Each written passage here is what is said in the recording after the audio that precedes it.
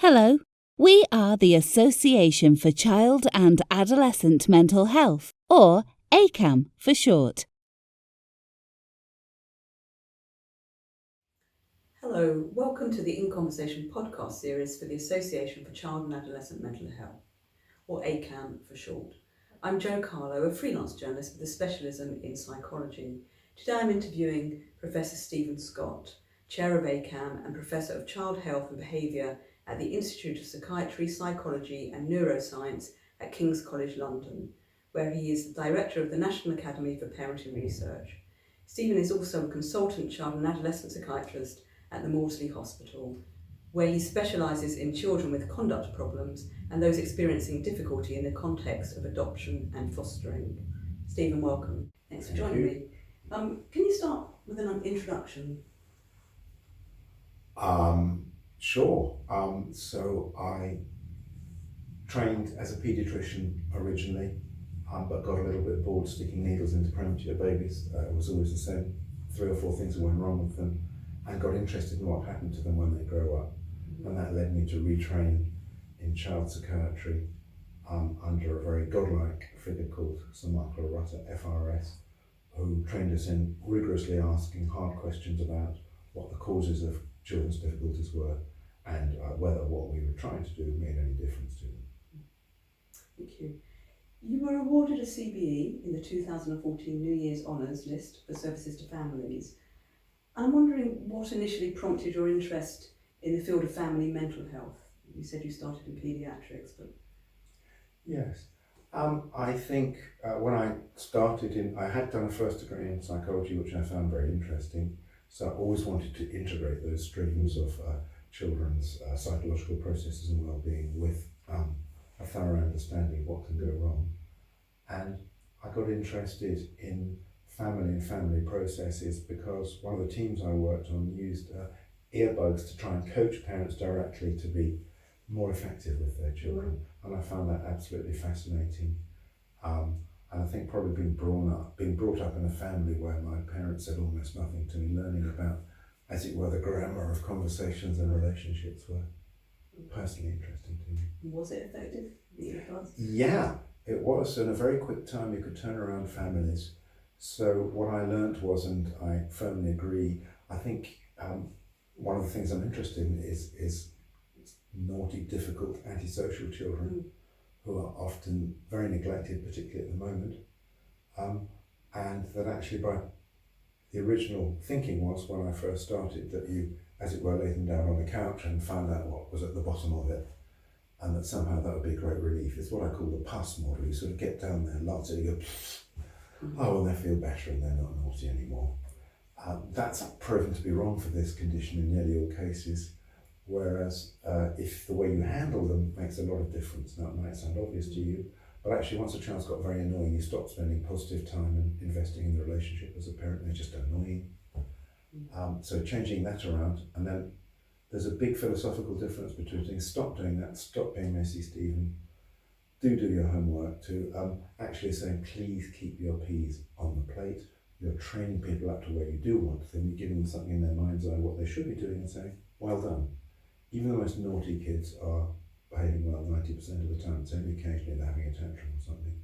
So I was very struck how you could turn around the actual behaviour, but also make the whole family atmosphere happier.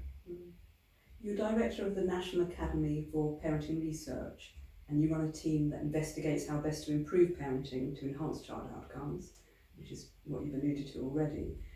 There are a number of exciting trials that are going on. Perhaps you could give a brief overview of some of these. Sure. Well, we started off with the difficult cases that got referred to the Maudsley Hospital, but then it seemed to me we shouldn't just wait till things were so bad that they needed referral. So we did a trial in schools, and with a fellow board member of ACAM, Professor Cathy Silver from Oxford, who is an educational specialist, because it seemed to me if I went into school and said, oh, the teachers think your child is a dead ringer to become a drug dealer, might not be very appealing to people to turn up to a parenting class. But if we say, gosh, you tell us that they're quite difficult at home and the teacher's saying bad, do you know what's going on inside that classroom? Because we think by teaching you how to get a better relationship and how to read with your kid, these are 5 and 6 year olds, that can probably improve their life chances too. And we found that 2/3 of the parents who could come did turn up. We had them in schools and we taught them how to read with their kids, as I was saying. Sometimes basic stuff. Turn off your mobile, turn off the telly, cuddle up. Right. Don't be too critical, just say, well done having a go at that word rather than don't be stupid, Stephen, it's a cow. But we did show that after a year we'd improved their reading age by 6 months in 6-year-olds, so that was quite useful. Oh, so it has a cognitive impact as well, I think. Yeah, and I think in a way children are our hope for the next generation of the future, aren't they? They're the new beautiful things, so getting that right can be very good, and most parents are very keen to improve their kids' outcomes. I think since then I've also got interested in measuring attachment, which, as you know, John Bowlby talked about in infants, but actually it seems to be an important concept in adolescence, and showing that those who are securely attached to their parents, using an interview rather than a behavioural test when they're separating their mothers, did better, and how the active ingredient of parenting is sensitive responding with firm limits that promotes secure attachment. So that's been quite an exciting area to go.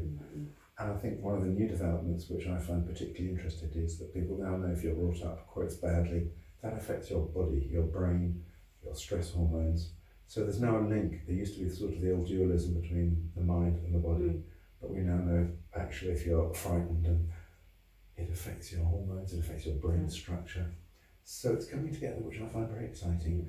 And perhaps disappointingly, if I go and see an MP or a minister and say, gosh, bad parenting's bad for kids, and they're more likely to go on becoming criminal and hit their partners and be unemployed, they say yes. And I say, well, it affects their brain. Suddenly that becomes serious. There's something rather physical seems to trump mental. Just looking at your research, and in terms of the effectiveness of parent training, how effective is it in preventing the development of personality disorders or in mitigating their impact? Yeah, well, I think that's something very interesting, because the definition, and it's a slightly controversial term, a personality disorder, is that it's untreatable and you're fixed. It's kind of how you are, and there can be quite a genetic component to that. But nonetheless, I think we're able to show that there's one kind called so-called antisocial personality disorder, which includes kids who are rather psychopathic and rather nasty and calculating. They know what's going on if they upset someone, but they don't care. Right. Unlike someone with, say, autism who doesn't quite get it.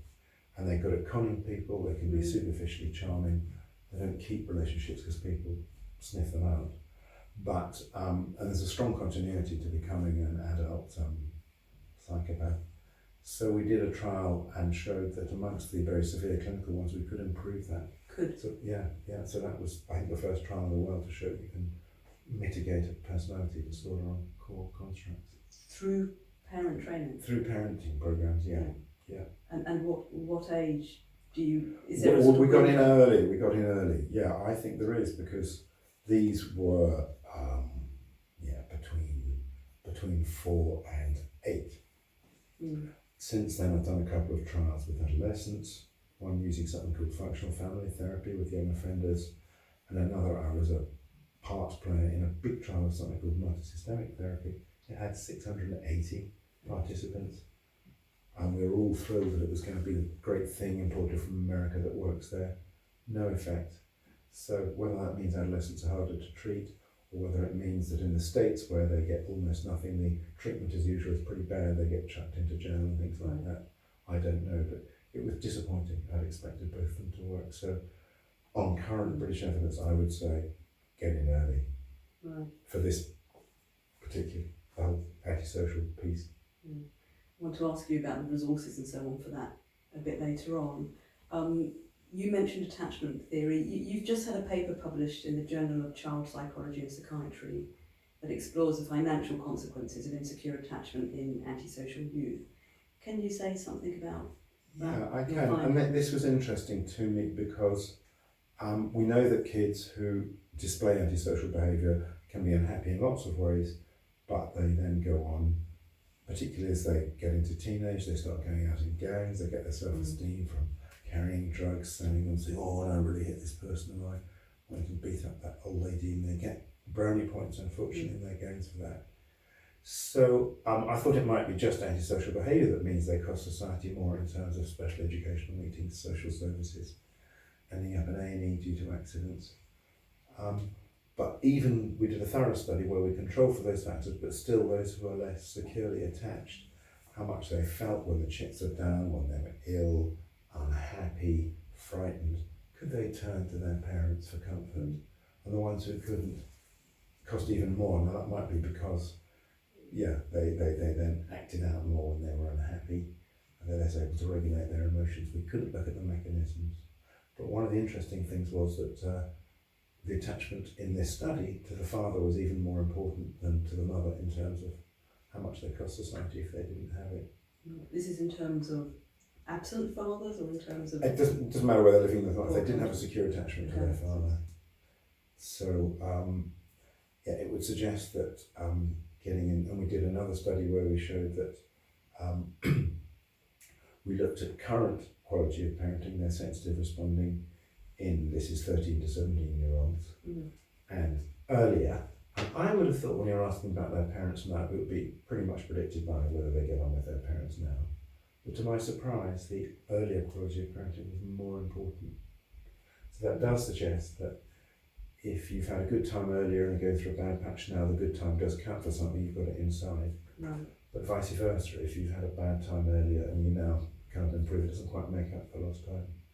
Is it explained through neurodevelopmental reasons? Or? Who knows whether it's, everything has got a neural connection. If I learn a new way of behaving, that's going to have something to do with what my brain is. So I would like to say, we are doing a study at the minute looking at whether parenting programs do change brain structure. That's really interesting. I haven't got just about to analyse that. Early days on that one.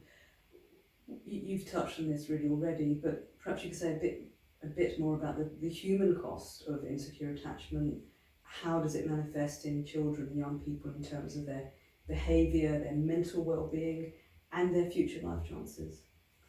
Yeah, I think it is important not to reify the attachment as a wonderful thing. One has to remember in terms of the patterns of secure or insecure, 30% or so of people have insecure attachment. So it's not that special. So a lot of people are going around who function perfectly well. That's and they can be ambivalent. They can be very cross and annoyed with their parents, or some are just a bit more detached and avoidant and cut off, sort of little English public school boys when they're boys or girls. I don't need you. I'll be self-contained. But the pattern that's particularly bad is the one that's so-called disorganised, where they fall to bits and really can't get it together and don't know where to turn. It's because if your parent is consistently rather dismissive, well, you're going to have to learn how to live with it. It's not ideal. But if they're sometimes warm, sometimes cold or neglectful, that's what seems to make it very hard. You don't know how to cope with them. And those ones do particularly badly in terms of their mental health, and they seem very unhappy too. And parents with that disorganised attachment at the start, can they be trained in some way? Well, that's a very interesting area. So there is some relationship between if you're an insecure or disorganised parent, if you think relationships are not important, you then transmit that onto your children. Put yourself together, don't be stupid. You don't need to go to hospital for that. My sister once fell off a swing and said, "Oh, Mummy, I think I've broken my arm." My mother said, "Don't be so stupid." She'd broken her arm. That would be a dismissive style. But the answer is, whatever the parents' attachment styles, you can teach them. We can all learn things. And I'm struck how it isn't just saying, "Oh, you really need to be better with your kid," but if you show videotapes of people doing it well and doing it wrong, or for example, if you can take now, you can use people's phones to get a little 2-minute clip of them with their child. And then to begin with, to get their trust, you say, "Look, that's really nice." When Stephen, when you say, "Hello, Joe," Joe smiles back, "Isn't that nice? You could do more of that." So you show what's going well, but then once you've got their trust, and you can do this individually or in groups, you can say, "Well, gosh, I noticed that when Joe went off and had a little tantrum, or didn't carry on doing her homework." So I'm struck how people will learn from that, whatever their own style. So it's not all written in stone, I think is what I'm saying. It's very exciting. What else is in the pipeline that excites you in terms of that type of work? Well, I think the next thing that excites me is trying to make use of new digital technology, because we can never have enough staff. There is a tiny amount expended on child mental health. It's about £50 per year per outpatient. I mean, that's not a lot of money. 1 month of Sky Sports or BT Sports is about £60, so that's a twelfth of what we pay for football. So it's not a lot of money, so I'm interested in trying to develop online apps. So I'm developing an online parenting program whereby people can look at it and make some progress on their own. The evidence is if you've got a person to report to who they've met first, is going to ring them up and say, hello, how did you get on? That improves, as it would do with anything. I can think I should go jogging, but if someone's going to come once a week and say, hello, have you been jogging? I'm more likely to do it. So that I find that very exciting. It may not be for everybody, but if 20 or 30% of the population who could benefit from it can do that. So I started off just thinking, yes, we'll put our little sensible tip sheets on the web. That was 5 years ago, we're still not there, because of course it's got to be very exciting. People leave health improvement websites an average of 30 seconds. Really? So you've got to make it fun, engaging, quizzes, great videos, nice covers, the whole bit. So that's taking a little time and money. Work in progress, really. Yeah, but I'm excited about it. Because I think in the end you want to get people to do it for themselves, don't you? Not be told what to do by other people. So this is something that ideally that people would be able to access. Free or for low cost. For Absolutely. It's a universal thing. Yeah, not just for people experiencing difficulty. You may have answered this already, but I'll ask it anyhow. Why is parenting research so important to child mental health development? Well, it's a good question, because it might not be important. So I have a colleague at the Institute of Psychiatry, Psychology and Neuropsych, Robert Plomin, who says within the normal range, most things are due to your genetics. And I just didn't believe that when I first did a psychology degree. I thought, well, of course it's the way you're brought up. I speak English, they speak German. The whole of your character. But it turns out that the kind of temperament you have is quite a bit genetically determined. So, for example, it's likely that you're more similar in your characters to your best friend than your sister or brother. That's an interesting point. You choose people have genetics, people vary genetically is what I'm trying to say. But it is quite genetically determined. However, you can make quite a lot of difference. So antisocial behaviour, to go back to a previous point we were making about kids with callous, unemotional or psychopathic traits, even at 7, the antisocial kids who have that are 80% heritable. That's nearly all genetic. Whereas the more normal ones are just a bit annoying and all the rest of it, and not heartless. It's only 30% genetic, so it's getting quite a sophisticated story. And you can have more effect probably in treating or helping their parenting. They'll respond better if they don't have these callous and irrational traits. But why do I think it's important? It can make such a difference to people's lives, I suppose, and I've seen it. That's why I carry on as a clinician doing it, because I see it every week. And as a clinician, I mean, what changes have you seen in terms of clinical practice and the way it's evolved over the years? Yeah, I think it's more collaborative now. I think along with societal changes, people will say, oh, I don't believe that, or why are you doing that, which is good, so it's much more equal. There's less of an expert model. You're trying to negotiate their understanding of things and say, well, I think this, but what do you think? And how can we help? I think that's good. I think there's much more evidence. There are about 680 randomised controlled trials in child mental health now, showing what works and what doesn't work. However, I still think there are some areas of non-progress. I think quite a lot of therapists do what they like doing, what they trained to do 30, 40 years ago, whether it works or not. I think that's almost a moral issue, because then if there are other things that are shown to work for a child, why are you doing things that don't work? What's shown not to work then? Some forms of individual therapy for antisocial behaviour, for example, for ADHD, generic supportive counselling for PTSD and things like that doesn't work.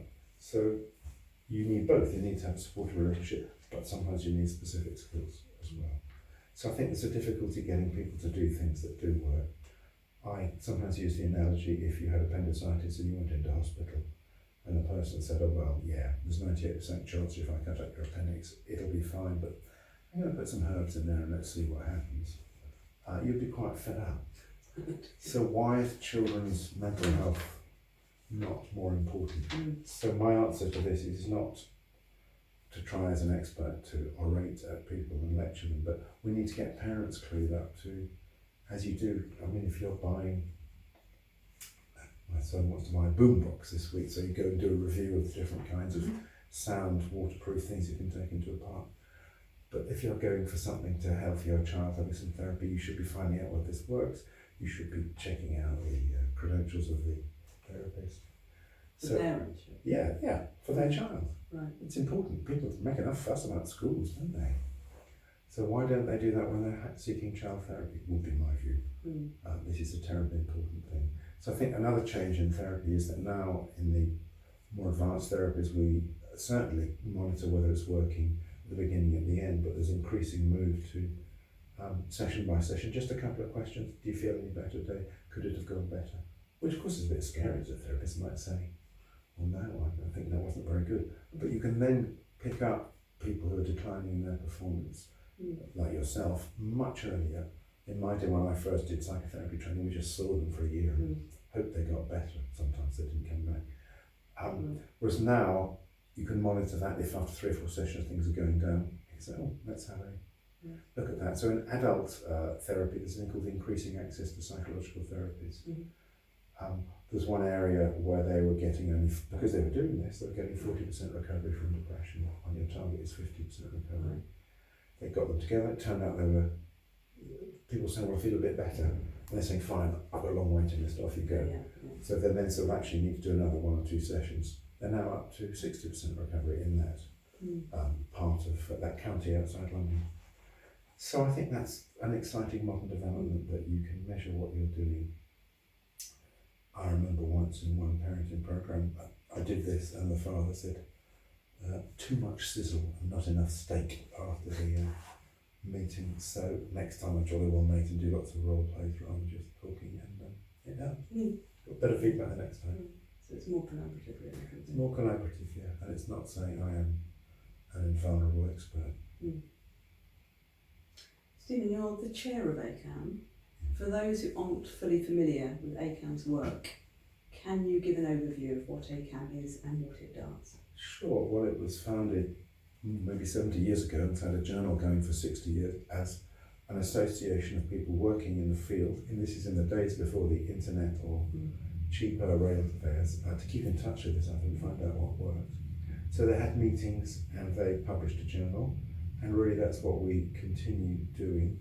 Our journal is arguably the best in the world. It's got a very high impact factor and it publishes more articles than its rival, and it's a very high standard. But we also have a practice journal which is called Child and Adolescent Mental Health, which is for practitioners to learn what good practice is.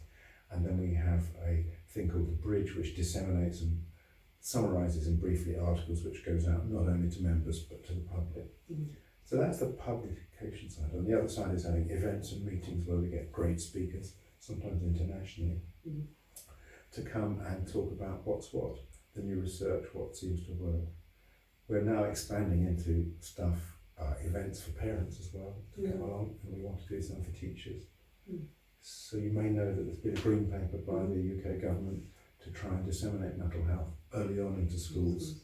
So we're currently part of a bid to see if we can join in that training around the country to nip things in the bud earlier rather than later. Right, it's really exciting, isn't it? Yeah. Stephen, children's mental health is much more in the public domain than ever before. How do you think the NHS is coping with demand? I think it's coping badly because there is much more demand than there is funding. I was mentioning earlier for outpatient services, it's something like £50 per case of the total population per year. So that just isn't enough, and expectations are rising. People are becoming much more aware of mental health now, particularly bullying, anxiety and depression. And so the referrals are going up. We're hoping that this government green paper that we were just talking about in schools will help with that. But of course, when 3/4 of people are not getting any treatment at all, it could have the counter effect that to begin with, you get more referrals rather than fewer referrals. So that's a worry. So I think we need to keep chipping away. Mental health is supposed to have parity of esteem with physical health. That's a bit unrealistic, I think. It sounds nice, but actually, if I'm run over and I'm bleeding, I think probably we want physical health before I want mental health. But it does need, we do need to keep on making it more important. And I think there's an issue whether the NHS is going to pay for that, should a charity pay for that, should an insurance company? It's a problem. So we need to keep going at it, we need to keep having it. It's been great that the young royals, the Duchess of Cambridge and people have been part of mental health. There's an initiative called Heads Together where they put mental health in schools, and people like Prince Harry's interested in PTSD, and veterans who've been in our wars and so on. Should there be more resources made available for mental health? There should, I think so. But of course, that means more taxation, which might not be politically acceptable to discuss.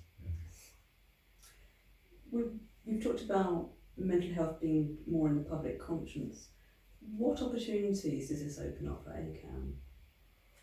Well, I think our charitable objects are to not just disseminate knowledge for professionals to make children better, so we've been thinking about that. So we think we need to get out there and tell people about evidence-based practice. I was saying to you earlier that a lot of people just didn't know that you can measure relationships. You kind of think, well, I know what a good relationship is, or I know what's good for people.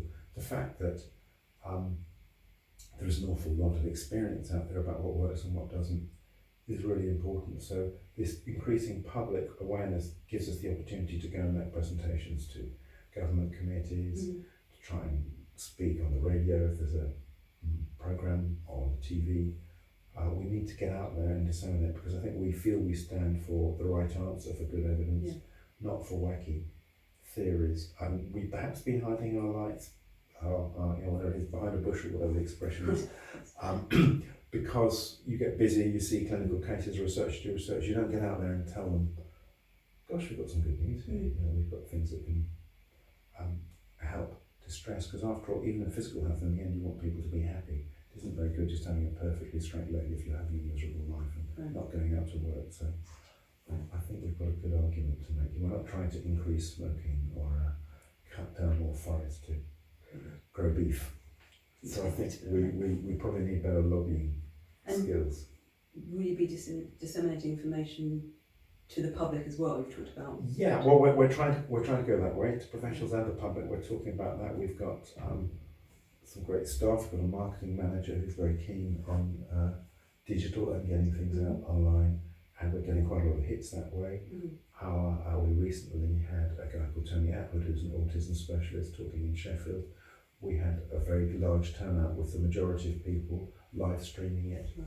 So I think that's good. And people said it was just good value. We're interested in getting a balanced view rather than one particular person's idiosyncratic, sometimes quackish view of what works. You've mentioned the ACAM journals. The Journal of Child Psychology and Psychiatry, the JCPP, is celebrating 60 years this year, and the Child and Adolescent Mental Health Journal, will be 25 in 2020. As a past editor, what are your memories of this time and how have things changed? Gosh, my memories are that things are getting more international now than they used to be. It's still dominated by American and UK and British speaking resort, but there's much more now coming from China and from India, because that's where the majority of the world's population lives. How do you adapt interventions to do that? I think I was saying earlier, the brain is coming in big time. Everybody loves a good brain. And hormones and stress are coming in much more. And the big, huge difference is genetics. That you could have a genetic contribution to something, which I was saying earlier is rather shocked me that it could be true. But it is true. So let me give you an example. It is a very controversial example. Is IQ has quite a high heritability, however you're raised. But if you think everybody's the same, and then you have all this stuff about selective schools, selective universities, people don't like to hear it. It's okay if it's athletic prowess or musical playing ability, but intellectual ability, ouch. But that's what the evidence is. So I think we need to have more and more discussions about what is genetic, what isn't, and how we can help everybody achieve their potential. Why do you think people are sort of squeamish about the academic? I think they're squeamish because they like to think everybody from all backgrounds should have absolutely equal access to, let us say, for example, top universities. Even if it's an objective test to get into them. I mean, that's why it is a very controversial area. Stephen, is there anything you'd like to add that I haven't asked, or as a takeaway message for those listening or watching our conversation today? No, I think be proud of yourself if you're a practitioner or researcher, and go out there and tell people what you've got. Things aren't going to get better unless you militate for it. Stephen, thank you ever so much. To learn more about Professor Stephen Scott and his research and the work of ACAM, visit the ACAM website, www.acam.org, and Twitter at ACAM. ACAM is spelled ACAMH.